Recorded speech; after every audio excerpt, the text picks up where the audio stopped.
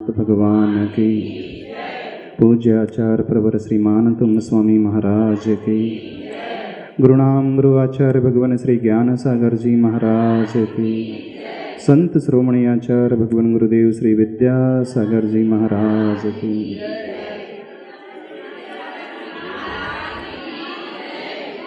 श्लोक नंबर 2 उच्चारण करते हैं। यह संस्तुतः सकलवाङ्मय तत्त्वबोधा दोद्भूतबुद्धिपटुभिः सुरलोकनाथैः स्तोत्रैर्जगत्कृतयचित्तहरैरुदारैः स्तोष्ये किलाहमपि तं प्रथमं जिनेन्द्रम्। इसका अर्थ आज देखते हैं।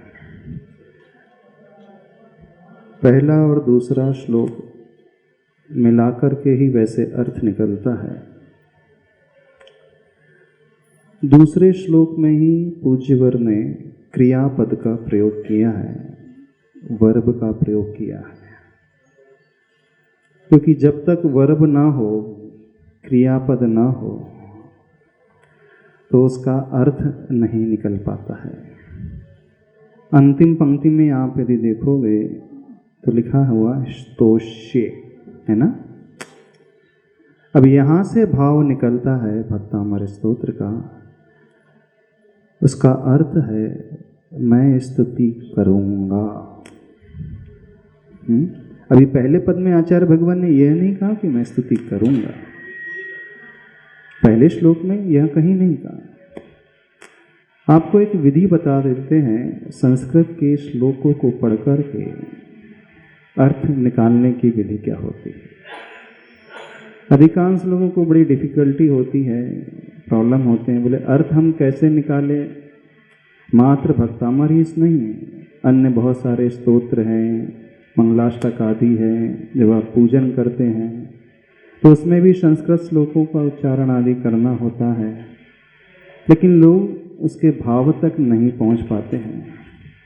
तो भाव तक पहुंचने का एक बहुत इजी मीडियम बताते हैं, सरल माध्यम बताते हैं। किसी भी संस्कृत श्लोक का अर्थ निकालना हो तो सबसे पहले क्या खोजा करो, क्रिया क्या है, क्रियापद कहाँ पर है, और क्रियापद के अनुसार ही सब अर्थ निकलता है। और जीवन में भी अर्थ तब निकलता है जब क्रिया आती है, एक्टिविटी होती है। कुछ व्यक्ति होते हैं जो पढ़ते बहुत हैं,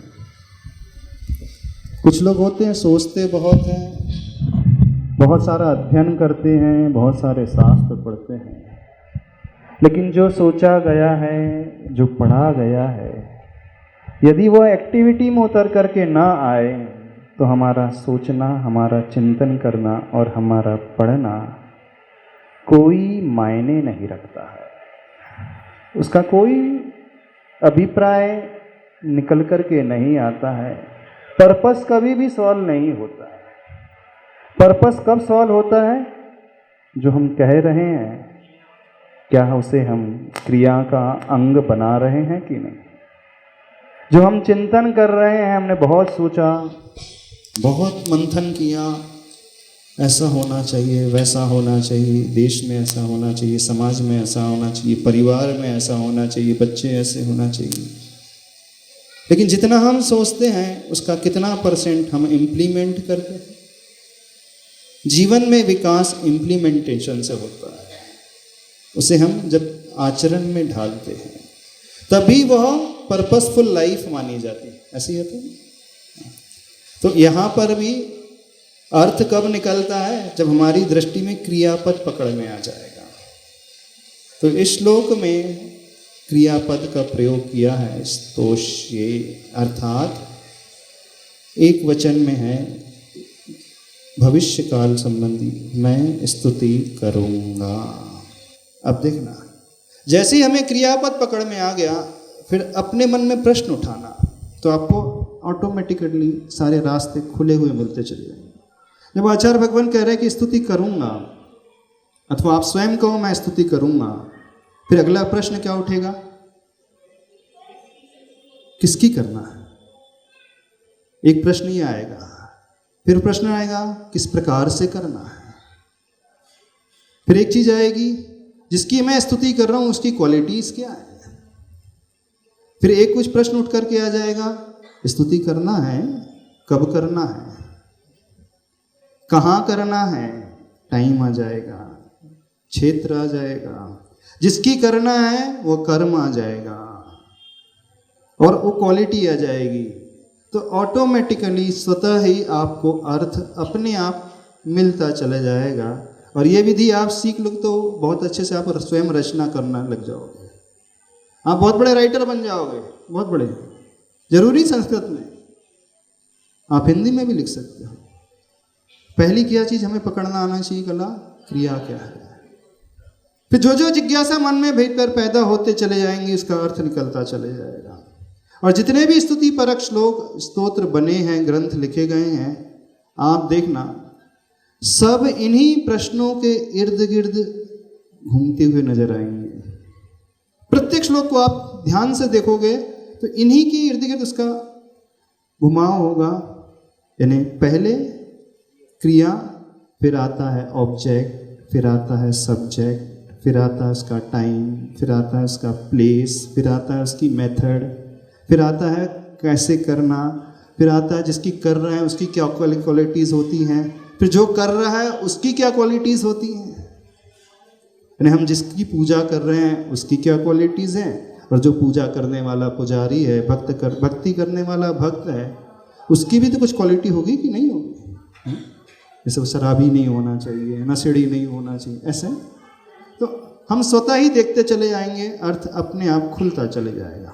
अब देखना, आप पकड़ना। आचार्य भगवान कह रहे हैं स्तोष्ये, तो मैं स्तुति करूंगा। किसकी? ऑब्जेक्ट। ऑब्जेक्ट कौन है? किसकी स्तुति करना है? जिनेंद्र भगवान की। जितम जिनेंद्रम, उन जिनेंद्र प्रभु की। अब जिनेंद्र भगवान बहुत सारे हैं, हाँ, तीर्थंकर प्रभु बहुत सारे हैं, 1 से लेकर 24 तक। तो यहाँ कहा गया तम प्रथमं जिनेंद्रम स्तोष्ये, उन प्रथम जिनेंद्र भगवान की मैं स्तुति करूंगा। अब यहाँ पे प्रथम शब्द आया है। प्रथम का क्या अर्थ है? आदिनाथ भगवान। हाँ, एक अर्थ तो यही निकलता है, लेकिन इससे दूसरा अर्थ भी निकलता है। बड़ा गजब का चिंतन पूज्य भरत सुधा सागर महाराज जी का। इससे मात्र आदिनाथ भगवान नहीं निकालना। बोले क्या और दूसरा भी निकल सकता? हाँ, दूसरा भी निकल सकता है। प्रथमम जिनेंद्रम, जब आप नमोकार मंत्र पढ़ते हैं, अरिहंत भी हमारे यहाँ जिनेंद्र होते हैं, सिद्ध भी जिन हैं, आचार्य भी जिन हैं, उपाध्याय भी जिन हैं, और साधु भी जिन हैं। हाँ, बिल्कुल मान करके चलना। हम कहते हैं ना आचार्य भगवान, नहीं कहते? अभी वह भगवान बने नहीं, पर भगवान बनने के रास्ते पर चल रहे हैं, इसलिए उन्हें हम आचार्य भगवान कह देते हैं। साधु भगवान, उपाध्याय भगवान, जिनेंद्र प्रभु वे भी अरिहंत, और सिद्ध भगवान वो भी भगवान है। तो कौन से भगवान को नमस्कार कर रहे हैं? करूंगा मैं प्रथम जिनेंद्र। प्रथम जिनेंद्र कौन? एक तो आदिनाथ भगवान। अब दूसरे एंगल से सोचे तो प्रथम जिनेंद्र कौन? हाँ, जब आप नमोकार मंत्र पढ़ते हैं तो प्रथम पद कौन सा आता है? नमो अरिहंताड़म। तो इससे क्या निकल जाएगा अर्थ?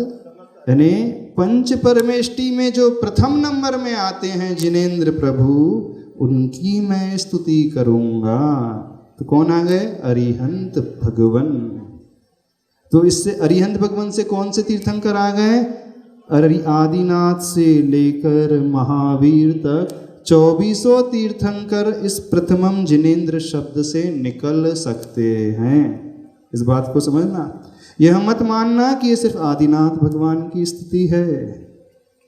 इसी कारण महाराज जी ने भक्तामर विधान, मुनिश्रुतनाथ भक्तामर विधान करवाया था, शांतिनाथ भक्तामर विधान कराया था ना, पार्श्वनाथ भक्तामर विधान। बिल्कुल श्लोक वही 48 है, यही 48 है। आदिनाथ भक्तामर विधान नहीं अकेले, शांतिनाथ भक्तामर विधान सुना होगा आपने भी, मुनीश्वरनाथ भक्तामर विधान नहीं सुना? देखो इतने सारे भक्तामर विधान कराए और सबके श्लोक यही है। कहाँ से निकाला महर्षि ने? यहीं से निकाला। श्रेयांसनाथ भक्तामर विधान, शांतिनाथ, पार्श्वनाथ, महावीर भक्तामर विधान, सब निकल जाते बिल्कुल, कोई उसमें गलत नहीं है, नहीं निकले। बस महर्षि ने उसमें भिन्न भिन्न बीजाक्षरों को जोड़ दिया।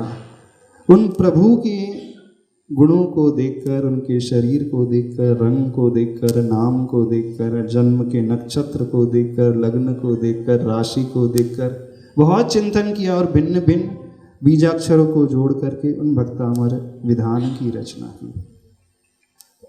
प्राय नहीं 99.99% लोगों की धारणा है यह आदिनाथ भगवान को लक्ष्य में लग करके लिखा गया है, पर एकांत से वह आदिनाथ भगवान की ही स्तुति ऐसा नहीं मानना। यह 2400 तीर्थंकर भगवान की भक्ति है। तो यह भक्तामर विधान 24 तीर्थंकर भगवान का विधान है। अब आपके इष्ट जो भी हो, आपकी विशुद्धि जिन भगवान के पास जाकर के बहुत बढ़ती हो, जिस क्षेत्र में जाकर के आपके भाव बहुत अच्छे लगते हो, जिन प्रभु की प्रतिमा को देख करके आप एकदम अंदर आह्लादित हो जाते हैं, गदगद हो जाते हैं, तो उन प्रभु के पास, उन प्रभु के सम्मुख जाकर के भक्तामर विधान, भक्तामर स्तोत्र पढ़ोगे, बिल्कुल वैसा ही लाभ मिलेगा, बिल्कुल वैसा ही लाभ मिलेगा, वैसा ही फल मिलेगा। अब हमारी रुचि किसमें, हमारा विशेष जुड़ाव किससे है? कि सबके इष्ट भिन्न भिन्न होते हैं ना। हाँ, किसी की विशुद्धि पद्मपुरा जाकर के बढ़ती है, किसी की कुंडलपुर जाकर के बढ़ती है, किसी की तिजारा जाकर के बढ़ती है, तो किसी की मुनीश्वरनाथ भगवान के पास जाकर के बढ़ती है, किसी की पार्श्वनाथ भगवान के पास जाकर के बढ़ती है। सबके इष्ट भिन्न भिन्न होते हैं। उन प्रभु के दर्शन करके मन बहुत अच्छा होने लगता है, परिणाम निर्मल होने लगते हैं। तो होना भी चाहिए। जहाँ हमारे परिणाम निर्मल होने लगे, बहुत अच्छा लगने लगे, विशुद्धि बढ़ने लगे, जिनके निकट जाते ही, जिनके पास जाते ही हमारे कषाय के परिणाम शांत होने लगे, हम सोच करके जाते हैं उससे बदला लेकर के रहूँगा, लेकिन उन भगवान के दर्शन करके ऐसा भाव आता है, छोड़ो, जाने दो, क्षमा करो, कहाँ तक बैर भाव पालना, छोड़ दो। यानी जिन प्रभु के पास जाकर के अंतरंग हमारा उज्ज्वल होने लगे, बहुत अच्छा सा प्रतीत होने लगे, विश्वस्त होने लगे, तो शायद वो इष्ट की श्रेणी में आ जाएंगे। आप लोगों को कोई इष्ट प्रभु है? इष्ट भगवान है? कौन से हैं? जिसके जय भी हैं, कोई भी हो सकते हैं, किसी के विमलनाथ भी हो सकते हैं, कोई बात नहीं, किसी के पद्म प्रभु भी हो सकते हैं, किसी के अरहनाथ भी हो सकते हैं, किसी के श्रेयांसनाथ भी हो सकते हैं, कोई बात नहीं। जिस मंदिर में जो मूल नायक है, किसी के अभिनंदन नाथ हो सकते हैं, कोई बात नहीं। जिसकी लगन लग जाए, पर यह भी नहीं मानना कि यह दोष है, ये क्षेपशम सम्यक दर्शन के दोष के कारण हो रहा है, ऐसा नहीं मानना।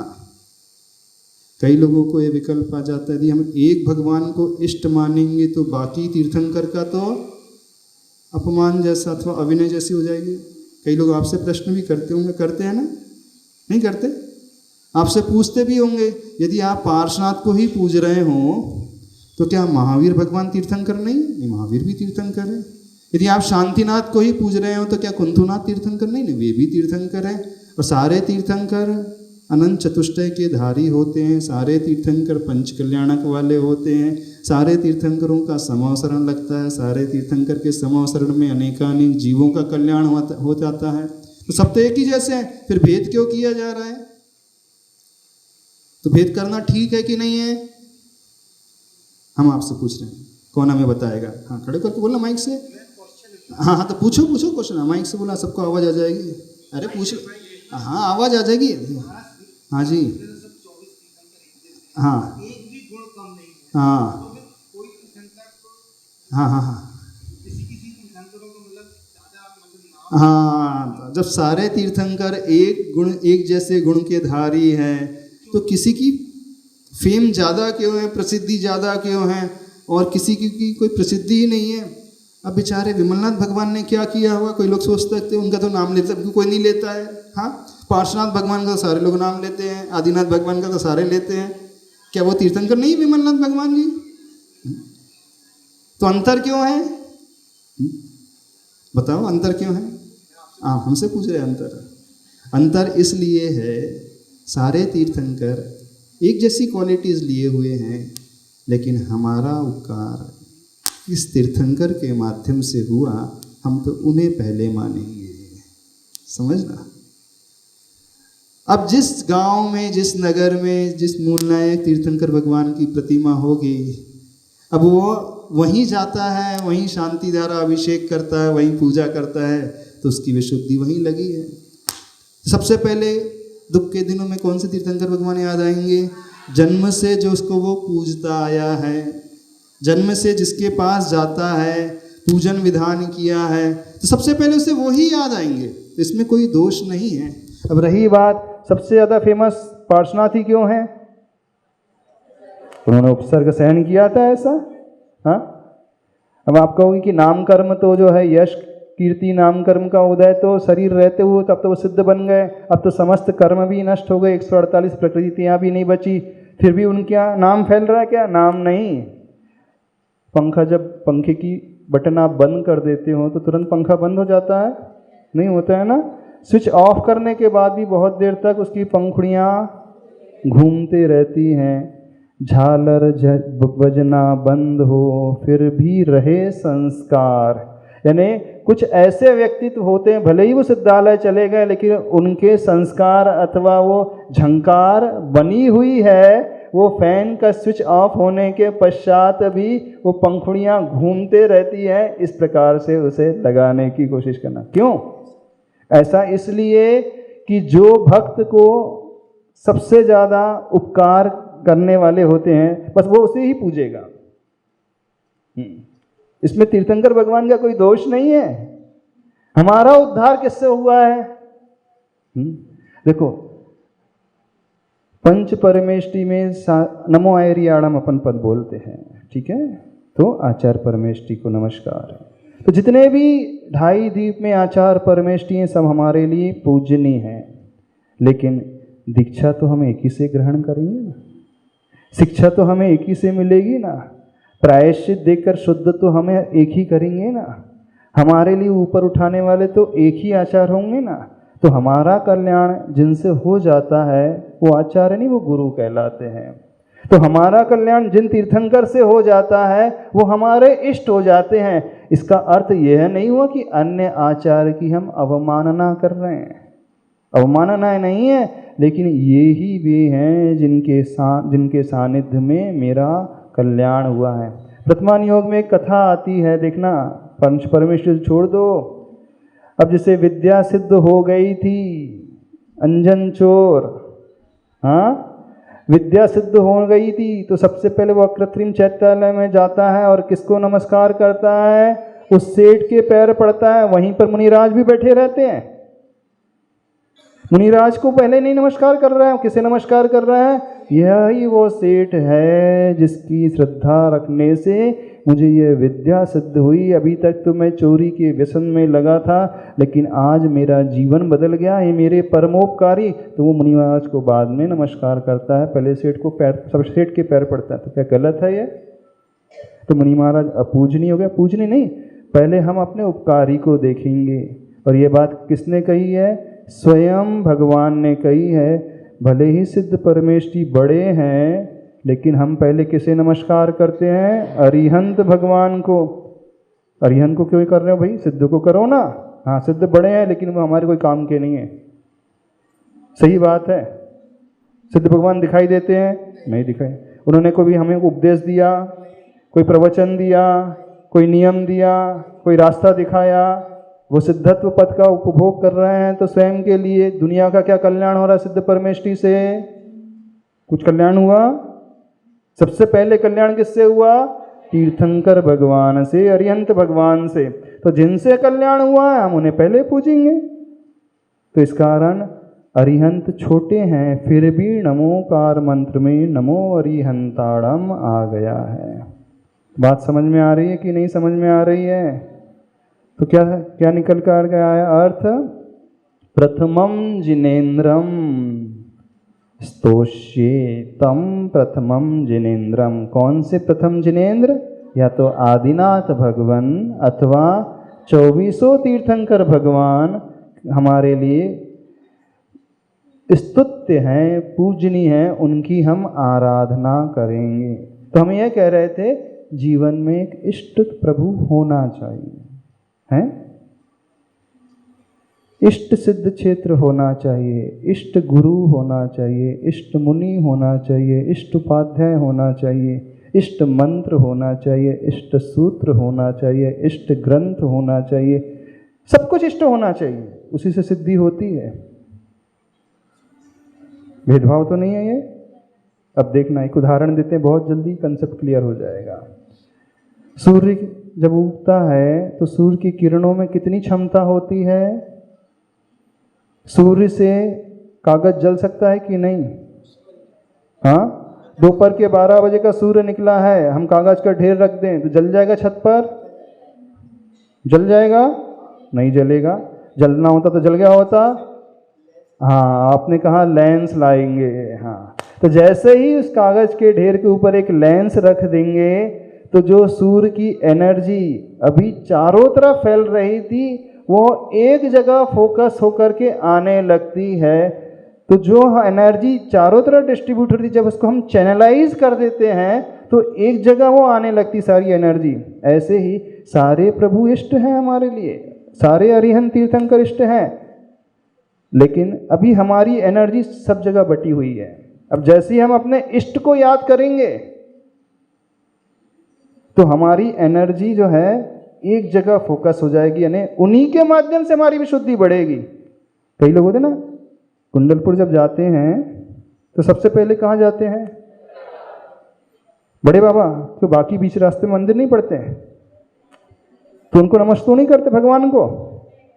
हाँ, बड़े बाबा के पास आधा घंटा 1 घंटा बैठोगे, बाकी मंदिर में 1 मिनट। तो भेदभाव कर रहे हो आप लोग? ये भेदभाव है, यानी अन्य भगवान का अपमान हो गया? नहीं, हमारी विशुद्धि बड़े बाबा के पास जाकर के ही बढ़ती है। इस कारण हम उनको ही नमस्कार कर रहे हैं, वही माला फेर रहे हैं, वही पाठ कर रहे हैं, वही विधान कर रहे हैं, वही पूजा कर रहे हैं, वही सामायिक कर रहे हैं। समझ रहे हो कि नहीं? क्योंकि उन्हीं के चरणों में जाकर के वो भाव पैदा होते, अन्य जगह नहीं होते हैं। तो जीवन में एक ऐसा इष्ट क्षेत्र, इष्ट स्थान अवश्य होना चाहिए जहाँ जाकर के हमारे परिणाम जो है एकदम निर्मल होने लगे। है आपके जीवन में? तो इसमें दोष नहीं है, सम्यक दर्शन में कोई दोष नहीं है, इस बात को समझना। हाँ पूछो, माइक से बोलना, थोड़ा सबको आवाज आ जाएगी। देखो, इसमें सम्यक दर्शन में दोष नहीं है। अब ऐसे, हाँ आपने कहा क्षयोपशम सम्यक दर्शन के कारण हो रहा, नहीं। क्षयोपशम का सम्यक दर्शन का दोष तो तब माना जाएगा जब इसकी धारणा है कि पार्श्वनाथ से ही विघ्नों की शांति होती है, शांतिनाथ भगवान से ही शांति होती है। नहीं, हमारी ये धारणा नहीं है। हमारा तो ये तो वो उपकारी हैं जिसके पास जाकर के हमारी विशुद्धि बढ़ रही है। हम अन्य को गौण नहीं कर रहे हैं। हमारे लिए विमलनाथ भी हो सकते हैं शांति की कर्ता, क्योंकि उन्हीं के पास जाकर के हमारी ऊर्जा बढ़ती है। अब क्यों ऐसा होता है? क्योंकि वो प्रतिमा ही ऐसे पत्थर से बनी जो ऊर्जा वाला है। उस प्रतिमा को जिसने सूर्य मंत्र दिया है वे आचार्य परमेष्ठी इतनी उत्तम साधना वाले हैं। जिस श्रावक ने इसकी प्रतिष्ठा की है, वो पत्थर दान दिया है, वो भी इतने विशुद्ध परिणाम वाला था। उस क्षेत्र की लैंड एनर्जी इतनी है, इस कारण वहाँ पर जाकर के वो भाव बन रहे हैं। उस क्षेत्र का वास्तु ऐसा है, इस कारण वो भाव बन रहे हैं। भगवान के कारण हमारा इष्ट की बात नहीं आ रही वहाँ पे। द्रव्य, क्षेत्र, काल, भाव, सबके कारण वह प्रभु। अब आदिनाथ, बड़े बाबा आदिनाथ भगवान है, तो सारे आदिनाथ फिर इष्ट हो जाएंगे? नहीं, इष्ट तो बड़े बाबा ही रहेंगे। आदिनाथ आपके मंदिर में भी है ना, यहाँ के गांव के मंदिर में भी आदिनाथ है, कुंडलपुर के पूरे पहाड़ में और भी आदिनाथ भगवान की प्रतिमा है, फिर भी अन्य आदिनाथ भगवान के पास जाकर के भाव नहीं बनते। बाबा बड़े बाबा के पास ही क्यों बनते? क्योंकि वहाँ की एनर्जी ही इस प्रकार की है, पाषाणी ऐसा है। प्रतिष्ठा करने वाले, सूर्य मंत्र देने वाले आचार्य भगवान की विशुद्धि, जिस दाता ने उसे बैठाया होगा उसकी विशुद्धि, ये सारे फैक्टर्स हैं वहाँ पर काम करने वाले हैं। हम ये कह रहे हैं बात समझ में आ रही है? नहीं तो ये क्षयोपशम सम्यक दर्शन के कारण नहीं, इसमें कोई दोष नहीं है, ये चलमलगाड़ दोष में नहीं आता है। ये तो बिल्कुल वैसा ही जैसे सूर्य की एनर्जी चारों तरफ फैल रही है, एक लेंस के माध्यम से हमने उसे चैनलाइज कर दिया, ये प्रभु के माध्यम से हमारी एनर्जी जो सब जगह आ रही थी हमने उसे एक जगह केंद्रित कर दिया। बात समझ में आ रही है? इस कारण कहा जाता है कि इष्ट प्रभु बनाओ, ऐसे ही इष्ट गुरु भी होना चाहिए, जिनके पास जाकर के हम प्रायश्चित ले सके, अपने पापों का अपराध का निवेदन कर सके, मन में उठने वाले विकल्पों को उनके चरणों में रख सके, जिनके पास जाकर के हम आश्वस्त हो जाते हैं, निश्चिंत हो जाते हैं, निर्विकल्प हो जाते हैं कि नहीं अब ये वो स्थान है जहाँ से मुझे कहीं भटकना नहीं है, मेरी सारी समस्याएं यहाँ पर शांत हो जाएंगी, मेरे सारे विकल्प जो हैं दूर हो जाएंगे, अब मैं बहुत आश्वस्त होकर के जाऊँगा। इसलिए कहा गया क्योंकि बिना इष्ट के कल्याण होगा ही नहीं। अभी तो छोड़ दो, धवला ग्रंथ में एक बात आती है कि ध्यान लगाने के लिए, केवल ज्ञान प्राप्त करने के लिए जो शपक श्रेणी में चढ़ते हैं, शुक्ल ध्यान में बैठते हैं मुनिराज, तो वहाँ 42 प्रकार के भंग बनाए हैं। वो 42 प्रकार के भंगों के माध्यम से उस मंत्र का आलम्बन लेकर के केवल ज्ञान प्राप्त हो सकता है। एक ही मंत्र नहीं कहा है, इतने सारे तरीके बताएं कि इसके माध्यम से भी आप अ का ध्यान कर सकते हो, आप क का ध्यान कर सकते हो, आप प का ध्यान कर सकते हो, आप ज्ञ का ध्यान कर सकते हो, किसी के भी माध्यम से कर सकते हो। किसी का लेंस छोटा हो सकता है, किसी का बड़ा हो सकता है, किसी की फ्रेम पीतल वाली हो सकती है, किसी की सिल्वर वाली हो सकती है, किसी की स्टील वाली हो सकती है, तो लेंस भिन्न भिन्न हो सकते हैं, लेकिन वो उसका उद्देश्य जो है सन की जो सूर्य की एनर्जी है उसको एक जगह केंद्रित करना। तो हमारी एनर्जी जिसके माध्यम से केंद्रित हो रही है वो हमारे लिए इष्ट है, इसमें दोष कुछ नहीं है। इस बात को समझने की कोशिश करना। यानी ध्यान की परिभाषा जो घटती है ना, एकाग्र चिंता निरोधो ध्यानम, यानी पूरे शास्त्र हैं, द्वादशांग भरा हुआ है, लेकिन सब शास्त्र को छोड़ देना है, सारी गाथाओं को छोड़ देना है, सारे सूत्र को छोड़ देना, एक जगह एक गाथा में ध्यान लगाओ, एक सूत्र में ध्यान लगाओ तो ध्यान की सिद्धि होगी। तो ये सारे शास्त्र गलत हैं? गलत बिल्कुल नहीं है। सारी गाथाएं गलत नहीं? गलत बिल्कुल नहीं। सारे तीर्थंकर कमजोर हैं? कमजोर कोई नहीं है। लेकिन हमारी सिद्धि किससे हो रही है? एक ही जगह होगी, यानी एकाग्रता लाना होगा। तो एकाग्रता लाने के लिए जैसे लेंस की आवश्यकता होती है, केंद्रित करने के लिए लेंस की आवश्यकता होती है, ऐसे ही अपनी विशुद्धि को बढ़ाने के लिए एक इष्ट प्रभु की आवश्यकता होती है। बात समझ में आ रही है नहीं आ रही? कोई डाउट तो नहीं है? हाँ, माइक से बोला, आवाज नहीं आती हमको। हाँ, कुल मिलाकर के मन को एकाग्र नहीं करना है, कुल मिलाकर के भावों की विशुद्धि बढ़ाना है। ये भी किया था, लेकिन विशुद्धि नहीं थी, उद्देश्य ठीक नहीं था। तो बात समझ में आ गई? क्या समझ में आया? इष्ट की सिद्धि हो, इष्ट जीवन में बहुत आवश्यक है। कोई डाउट तो नहीं, संदेह तो नहीं? अब वो आपको डिसाइड करना है, वो अरिहंत प्रभु कौन से होंगे, सिद्ध क्षेत्र कौन सा होगा, आचार्य परमेष्टि कौन से होंगे, साधु परमेष्टि कौन से होंगे, वो शास्त्र कौन सा होगा। उस शास्त्र में अब जैसे समयसार शास्त्र है, किसी के लिए वो बहुत इष्ट हो सकता है, लेकिन उसमें भी 439 गाथाएं हैं, तब सारी की सारी गाथाएं थोड़ी उसके लिए हैं। उसका ध्यान भी किसी एक गाथा में लगेगा। अब एक गाथा में बहुत सारे शब्द हैं, आर्या छंद है, उसमें लगभग 15-18 शब्द हैं, तो 15-18 में भी ध्यान नहीं लेगा। उसके एक चरण में भी 6-8 शब्द आ रहे हैं, तो एक चरण के 6-8 शब्द नहीं, उसके पर्टिकुलर एक शब्द में, एक शब्द में भी फिर एक अक्षर में ना। जैसे किसी के लिए कहा जाता है निशाना साधना है, बहुत सारी रिंग बनी हैं, पहले अपना ध्यान बाहर से हटा करके बड़े सर्कल में लाना पड़ता है, फिर और छोटे सर्कल, फिर और छोटे सर्कल, फिर और छोटे सर्कल, फिर लास्ट में कहाँ सर्कल के सेंटर पॉइंट में लाना पड़ता है, तब कहीं जाकर के वह अपना ध्यान लगा सकता है, निशाना साध सकता है। समझ में आ रही बात?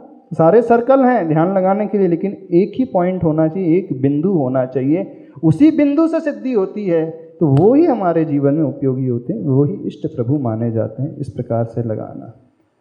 तो यहाँ पे जो चल रहा था प्रसंग, तम प्रथमम जिनेन्द्रम, उन प्रथम जिनेन्द्र की स्तुति करूँगा।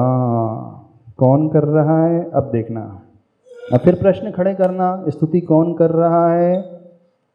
तो आचार्य प्रवर मानंतुम स्वामी जी चूंकि स्तोत्र को लिख रहे हैं तो वो संकल्प ले रहे हैं, क्योंकि अपन ने कल क्या लिखा था, यहाँ पर इस श्लोक में क्या भाव आ रहे हैं? स्तुति का संकल्प लिया जा रहा है। संकल्प लिया जा रहा है तो चूंकि आचार्य भगवान ने इसे लिखा है तो उन्होंने अपने लिए लिखा है। अब जब हम पढ़ेंगे तब हम क्या याद करेंगे? आचार्य भगवान को? बिल्कुल नहीं। अब हम क्या करें? उल्टा कह रहे हैं। शुरुआत में प्रारंभ करने के पहले तो आचार्य भगवान को याद करेंगे। आचार्य मानतुंग स्वामी जी ने इसकी रचना की है, उनके प्रति कृतज्ञता का गुण, आभार का गुण। अब हो गया। अब आचार्य भगवान को गौण कर देना। अब सुनना ध्यान से, अब हम क्या बताने जा रहे हैं। अब आप ये सोच करके पढ़ोगे कि हाँ आचार्य मानतुंग स्वामी जी कह रहे हैं कि मैं आदिनाथ भगवान की स्तुति करूँगा, तो आपको कोई लाभ नहीं होगा भक्तामर स्तोत्र से। क्यों? क्योंकि ये मानतुंग स्वामी जी का भक्तामर है। अब हमें लाभ कब होगा? जब आचार्य मानतुंग स्वामी जी का भक्तामर नहीं, जब ये हमारा भक्तामर स्तोत्र हो जाएगा। तो बड़ी अजीब बात कह रहे हैं हम। हाँ, बिल्कुल ऊट पटांग जैसी लग रही होगी आपको। अभी तक हम क्या कह रहे थे? आचार्य मानतुंग स्वामी जी का भक्तामर स्तोत्र है। अब हम कह रहे हैं आचार्य मानतुंग स्वामी जी महाराज के भक्तामर स्तोत्र से हमें कभी सिद्धि नहीं होगी। तो क्या हम कृतज्ञ हो गए? कृतज्ञ नहीं हुए। हमें किससे सिद्धि होगी? जब उनका भक्तामर स्तोत्र हमारा भक्तामर स्तोत्र बन जाएगा। अभी ये आचार्य मानतुंग स्वामी जी के हृदय की पर्याय है। जब यह स्तोत्र हमारे हृदय की पर्याय बन जाएगी तब मानना ये हमारा स्तोत्र है, तब हमारा कल्याण होगा। तो अधिकांश लोग पढ़ते समय क्या कहते हैं? आचार्य मानतुंग स्वामी जी कह रहे हैं कि मैं आदिनाथ भगवान की स्तुति करूंगा। तो हमारा ध्यान तो पर में चला गया, उधर चला गया। उससे क्या लाभ होगा? समझ में आ रही बात? नहीं समझ में आ रही है? हम क्या कह रहे हैं? अब इसे अपने हृदय की पर्याय बनाना। अब भूल जाना आचार्य मानतुंग स्वामी जी को। अब क्या? चूंकि मैं पढ़ रहा हूं तो अब मैं स्तुति करने जा रहा हूं आदिनाथ भगवान की। अब ये स्तोत्र हमारा हृदय का अंग बन गया है, हमारे हृदय की पर्याय बन जाएगा। क्या गलत सा लग रहा है इसमें? कुछ लोगों के चेहरे ऐसे दिख रहे कि महाराज जी ये क्या बोल रहे हैं? रहस्य समझ में आ रहा है? रहस्य पकड़ में आ रहा है? स्तोष्य किसने लिखा है? आचार्य मानतुंग स्वामी। जब उन्होंने लिखा था तो स्वयं के लिए लिखा था। इस बात को समझे। भक्तामर स्तोत्र उन्होंने दूसरों के लिए नहीं लिखा था, वो स्वयं स्तुति कर रहे थे। लेकिन जब हम इसे पढ़ें, अब हम इसे अपना मान लें। एक बात ध्यान रखना, जितने भी चमत्कार हुए हैं, जितने भी अतिशय प्रकट हुए हैं, चाहे वो शंभु स्तोत्र की बात हो, कल्याण मंदिर की बात हो, भक्तामर की बात हो, एक ही भाव की बात हो, विशापहार की बात हो, अथवा तो हर बार आचार्य भगवान ने नया नया स्तोत्र क्यों लिखा? वही पुराने स्तोत्र को पढ़ लेते ना। हाँ, क्या लिखने की आवश्यकता थी? नया अपना जो पुराना लिखा हुआ था, एक बार चमत्कार घटित हो गया था ना, स्वयंभू स्तोत्र पढ़ लेते, अथवा कल्याण मंदिर, क्योंकि कल्याण मंदिर भक्तामर से पूर्व का है, तो आचार्य मानतुंग स्वामी कल्याण मंदिर पढ़ लेते। तो क्या उनका उससे कल्याण नहीं होता? उससे कष्ट दूर नहीं होता? बता सकते हो? हाँ, जो हमारे हृदय से निकलेगा वो कल्याणकारी होगा। तो आप कहोगे कि फिर महाराज जी भक्तामर हमारे लिए कल्याणकारी नहीं होगा? कभी हो भी सकता है, नहीं भी हो सकता है। कब होगा? जब वो मानतुंग आचार्य महाराज का भक्तामर स्तोत्र हमारा स्तोत्र बन जाएगा, तब कल्याणकारी हो जाएगा। और यदि ये मानतुंग आचार्य महाराज का स्तोत्र मान करके हम पढ़ रहे हैं तो कल्याण नहीं होगा। इसमें चोरी का कोई दोष नहीं है। हाँ हाँ, खड़े होकर माइक से बोलो, माइक से बोलो थोड़ा, देखो आवाज़ क्लियर हो जाएगी, सबको क्लियर हो जाएगी, सबको समझ में आ जाएगा। कई लोगों को बड़ा कन्फ्यूज़न हो रहा है कि महाराज जी ये क्या बोल रहे हैं, क्योंकि बड़े कंसेप्ट अलग प्रकार के हम रख रहे हैं। हाँ हाँ, माइक तो चालू कर दो उसका।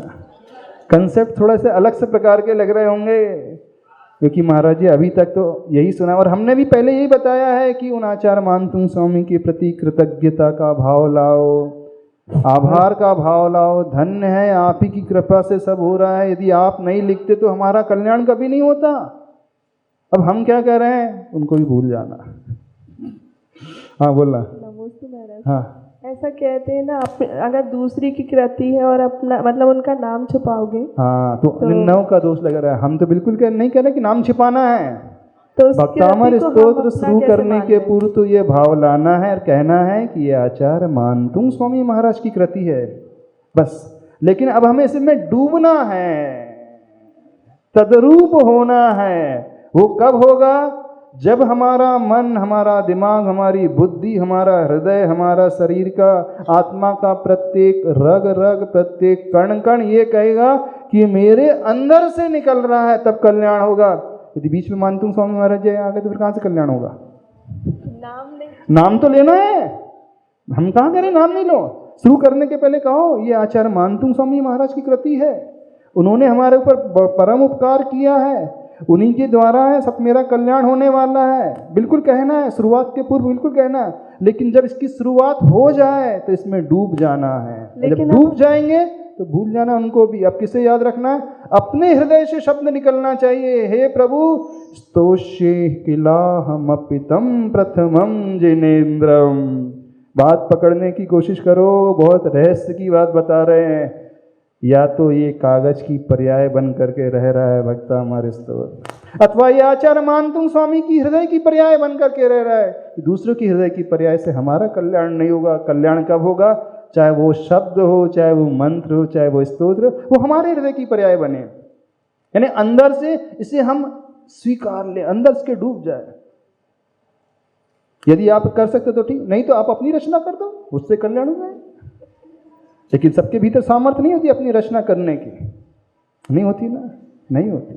तो फिर जो पूर्वाचार्यों ने लिखा है उससे अपने हृदय की पर्याय बनाओ, यानी इतने तन्मय हो जाओ, इतने तन्मय हो जाए स्तोत्र में, स्तुति में, कि वो ये लगे कि बस हमारे हृदय के एक एक प्रदेश से निकल रहा। फिर देखना इसका चमत्कार, ये वह हमारा हो जाएगा। चोरी का दोष नहीं है इसमें, ये हमारा है क्योंकि हमारे अंतरंग से निकल रहा है। अंतर समझ में आ रहा है? नहीं समझ में आ रहा है? कल तक हम कह रहे थे आचार्य मानतुंग स्वामी जी का स्तोत्र है, मंगलाचरण में भी हमने यही कहा है, उन्हीं की जयकार लगाई है, अभी भी कह रहे हैं और भविष्य में भी कहेंगे। लेकिन डूबते समय अब बस अभी हमारे हृदय की पर्याय है। अरे अब तो डूबना है, थोड़ी देर के बाद तो शब्द भी गौण हो जाए, सिर्फ भाव रह जाए। शब्द भी गौण हो जाए और भाव रह जाए, तब स्तुति का आनंद आता है, तब भक्ति का फल मिलता है। बहुत ऊंची बात कर रहे हैं, वो थोड़ी सी हाई लेवल की बात कर रहे हैं। ने एक स्टेज वो आती है जब व्यक्ति डूब जाता है, उसे कुछ भान ही नहीं होता है कि मैं कहाँ हूँ, क्या पढ़ रहा हूँ, मेरे मुख से क्या निकल रहा है, कुछ नहीं। हमारे आत्मा का एक एक प्रदेश उन आदि प्रभुमय हो गया, बस सिद्ध हो जाएगा भक्तामृत स्तोत्र। कोई चिंतन, कोई फर्क नहीं, कौन आ रहा है, कौन जा रहा है, क्या देख रहा है, नहीं देख रहा है, क्या सोच रहा है हमारे बारे में, कोई अंतर नहीं। छोड़ दो दुनिया को, दुनिया को नहीं छोड़ना है, इस पुस्तक को भी छोड़ना है, इस पुस्तक को भी नहीं छोड़ना है, आचार्य मानतुंग स्वामी महाराज जी को ही छोड़ देना है। अटपटी सी लग रही होगी ये बात, कई लोगों को लग रही है, समझ में तो आ रही है ना, इसमें कोई दोष नहीं है। हाँ, जैसे ही हम उस विशुद्धि से बाहर हैं, पुनः आचार्य मानतुंग स्वामी के चरणों में नमस्कार। हे प्रभु धन्य है, आपके कारण ही मेरे ऐसे भाव बने, बस हो जाएगा सिद्ध। कर पाओगे? बड़ा अलग तरीका बता रहे हैं, शायद ऐसा तरीका सुना हो कि नहीं पता नहीं हमें, लेकिन इस तरीकों को समझने की कोशिश करना। ये गजब का चिंतन है, और ये चिंतन हमारा नहीं है। हम फिर कह रहे हैं पूज्य वरसुधा सागर महाराज जी का चिंतन है, उनका चिंतन है। क्योंकि हम जब भी पढ़ते हैं, ये तो पुद्गल की पर्याय है, शब्द है, पुद्गल है, कागज की पर्याय है। हमने पढ़ा जिनवाणी कागज की पर्याय है, सुना है शब्द पुद्गल की पर्याय है, अथवा दूसरे की हृदय की पर्याय है। हमें अनुभूति कब होगी? जब वो हमारी पर्याय बनेगा। आप खाओगे आपको अनुभव होगा, अनुभूति आपको। आप मीठा खाओगे स्वाद आपको आएगा, हमें आएगा क्यों? हम उस मिठाई को देख सकते हैं, उसके रंग को देख सकते हैं, उसकी सुगंधी ले सकते हैं बाहर से, लेकिन स्वाद किसे आएगा? जो खा रहा है। अच्छा ये बात बताओ, जब मिठाई आप बनाते तभी आपको स्वाद आता है कि दूसरे की बनाई मिठाई का भी स्वाद आ सकता है? हाँ, कि अपने हाथ से मिठाई बनाओ तो ही स्वाद आएगा खाओगे तो?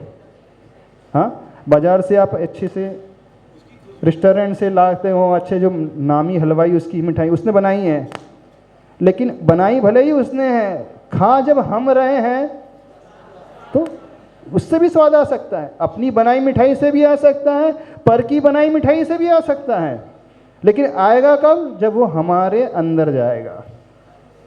समझ रहे हो?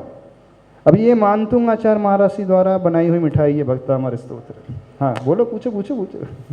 हाँ देखो, बहुत सारे जो मिसकंसेप्शन है उसे दूर कर लो, खोल लो अपने विषय को, क्योंकि व्यक्ति समझता ही नहीं भक्ति क्या होती है।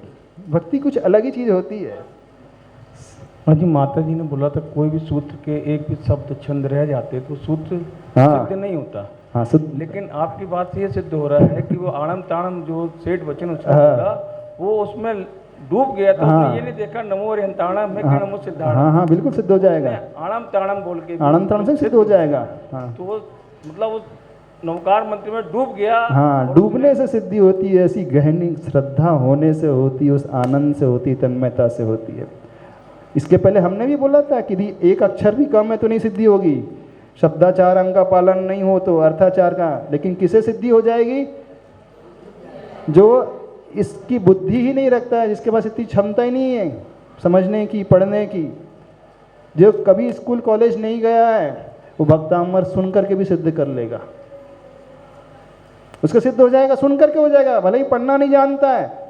उसकी श्रद्धा है, पड़ोसी में जो महिला पढ़ रही है, मेरी श्रद्धा उस पर पूरी है, मैं तो उसी सत्य मानती हूँ, मुझे पढ़ना नहीं आता, कभी स्कूल गई नहीं, मैंने क ख ग नहीं पढ़ा है, मेरा इतनी बुद्धि नहीं है, हे प्रभु क्षमा करना, जो ये पढ़ रही है मैं इसका सुन करके ही विश्वास कर रही हूँ, तो सिद्धि हो जाएगी। बिना पढ़े भी हो जाएगी। चलो हम तो ये बोल रहे हैं, पढ़ना भी नहीं पड़ेगा आपको, बिना पढ़े हो जाएगी। इतनी अंतरंग से श्रद्धा हो तो हो जाएगी।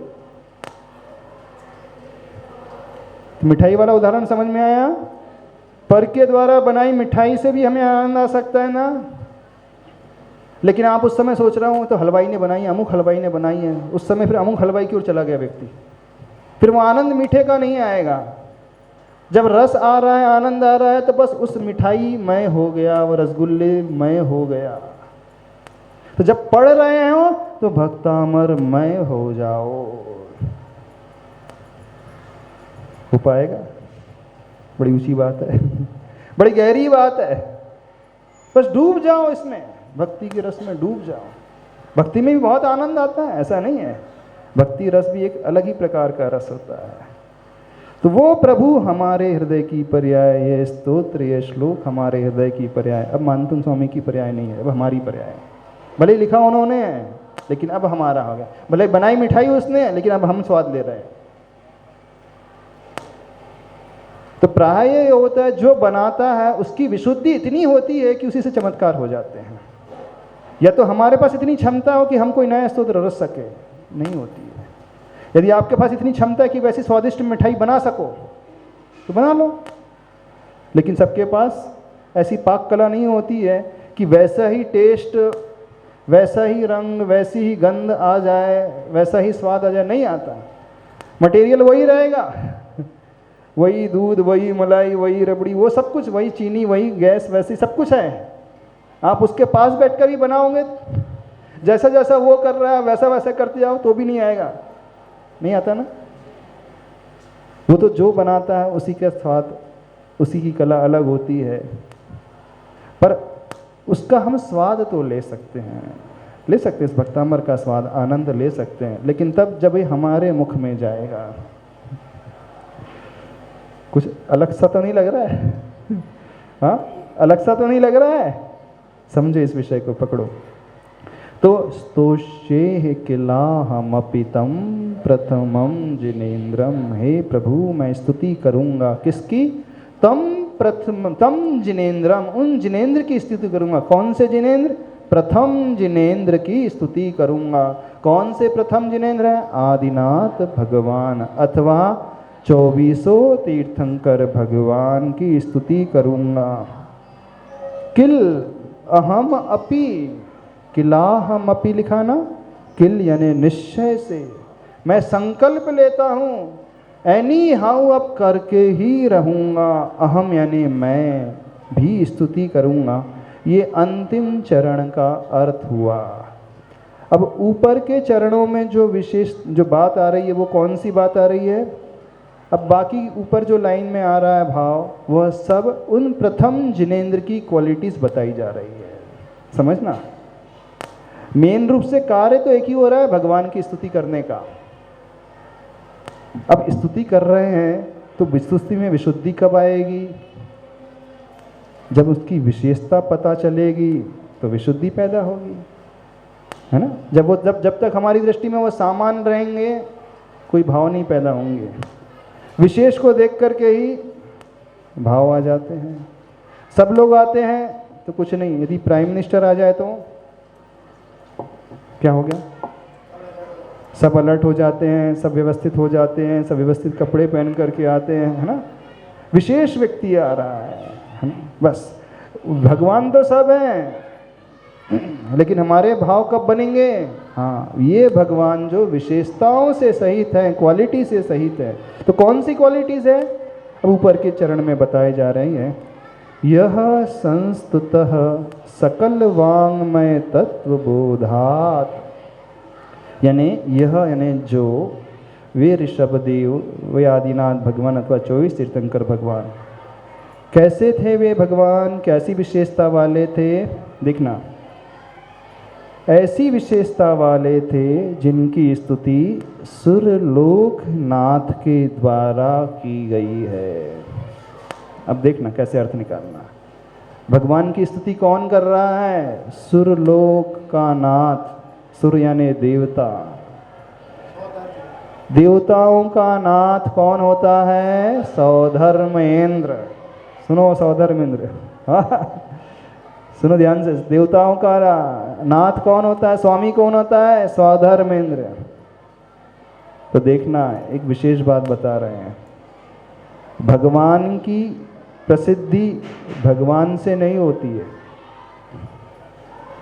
भगवान की प्रसिद्धि भगवान से नहीं होती है। किससे होती है? उनके भक्तों से होती है। और भक्त जितना ऊंचा होगा, उस भक्त को देख करके लोगों की भीड़ जमेगी। अरे इतना बड़ा आदमी भगवान की भक्ति करने जा रहा है। यानी ये जो पूजे जा रहे हैं ये सामान्य नहीं है। बोले सामान्य क्यों नहीं है? इनकी पूजा कौन कर रहा है? देश का राजा कर रहा है, प्रधानमंत्री कर रहा है, कलेक्टर कर रहा है, बड़ा आदमी कर रहा है, सेठिया कर रहा है, देवता कर रहा है। वो भी सामान्य देव नहीं, व्यंतरभूत आदि नहीं। कौन कर रहे हैं? उन देवों के स्वामी भगवान की भक्ति कर रहे हैं। यानी जिनकी भक्ति, जिनके आगे पीछे सारे देवता लोग चक्कर लगाते रहते हैं, नौकर बन करके चापलूसी करते रहते हैं, घूमते रहते हैं, वो किसी और की भक्ति में लीन है। तो वो सौधर्मेंद्र जिसकी भक्ति में लीन है, आखिर वो व्यक्तित्व कौन है? चलो जा करके देखना चाहिए। तो सौधर्म जिसकी भक्ति कर रहा है वो सामान्य व्यक्तित्व तो नहीं होगा, कुछ एक्स्ट्रा ऑर्डिनरी व्यक्तित्व होगा उसके पास, कुछ एक्स्ट्रा ऑर्डिनरी क्वालिटीज होगी। अब भगवान के ऊपर विश्वास क्यों पैदा हो रहा है? भगवान के गुणों को देख करके नहीं हो रहा। अभी दुनिया को प्रभु नजर नहीं आ रहे हैं, दुनिया को प्रभु के गुण नजर नहीं आ रहे हैं। दुनिया को क्या नजर आ रहा है? भक्ति कौन कर रहा है? अपन देखो पहले कौन को पूज रहा है? अच्छा, सौधर्म भक्ति कर रहा है, देश का राजा पूज रहा है। तो अपने को भी जाना चाहिए, कुछ ना कुछ तो दम होगा इस व्यक्तित्व में, कुछ ना कुछ खासियत तो होगी। तो इतने बड़े बड़े लोग इनके चक्कर लगा रहे हैं, यानी सामान्य नहीं है, कुछ विशेष है। तो धर्म की प्रभावना मुनि महाराज ही नहीं करते हैं।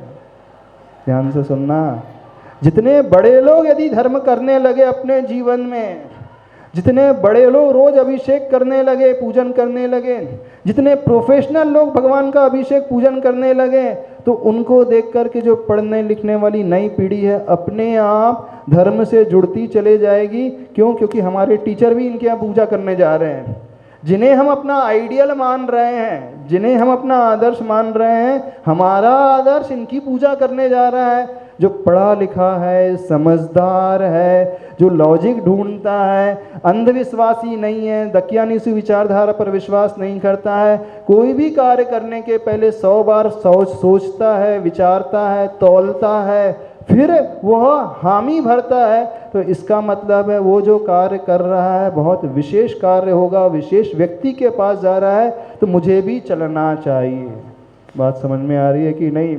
तो धर्म की प्रभावना मुनि महाराज ही अकेले नहीं करते हैं, यानी समाज का कोई उत्कृष्ट व्यक्ति हो, सेठ हो, जो अच्छे पद पर हो, पढ़ा लिखा हो, अच्छा कमाता हो, राजनीतिज्ञ हो, यदि वह जुड़ जाए धर्म से, कलेक्टर हो वो जुड़ जाए, तो भगवान को देख करके नहीं, उस व्यक्ति को, उस पुजारी को देख करके लोग धर्म से जुड़ने लगते हैं। तो आप क्या कर सकते हो? समझ रहे हो कि नहीं? आप चाहो तो बहुत कुछ कर सकते हो। तो भगवान की ख्याति, भगवान की प्रसिद्धि भगवान नहीं करते कभी भी। कौन करता है? उनका भक्त करता है। यदि अमिताभ बच्चन यार भगवान का अभिषेक करने आने लगे तो फिर जब अमिताभ बच्चन चल रहा था अपने को भी चलना तो चाहिए, कुछ ना कुछ तो दम होगी, है ना? होता है? हाँ बिल्कुल, सारे लोग आ जाएंगे।